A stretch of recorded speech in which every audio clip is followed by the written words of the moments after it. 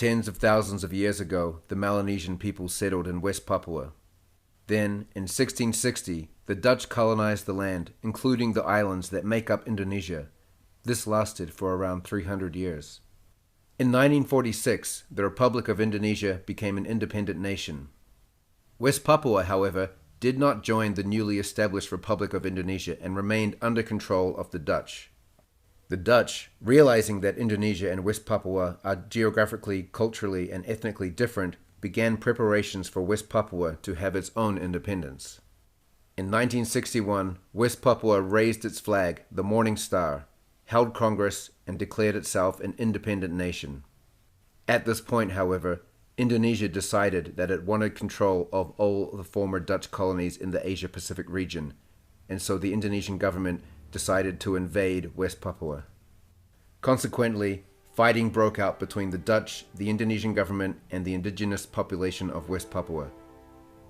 In 1962, after a lot of fighting, the United Nations stepped in and took control of West Papua.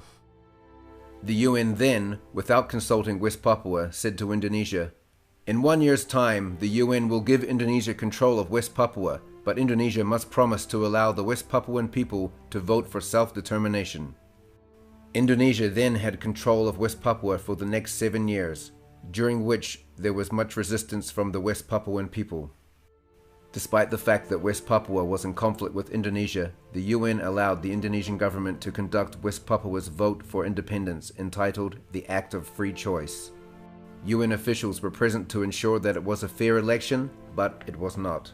West Papua had a population of 1 million, but only 1,000 people were handpicked by the Indonesian military to vote, under threat of violence to themselves and their families. This is now known as the Act of No Choice. Despite complaints from the West Papuan people, the UN sanctioned the vote, and West Papua has remained part of Indonesia to this day.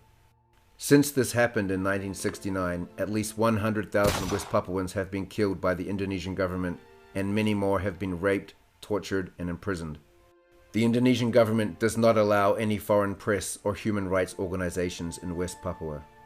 Today, West Papua is still fighting for its independence with the Free West Papua campaign, and unless other countries and people support their movement for a fair and transparent referendum, West Papuan people will continue to die.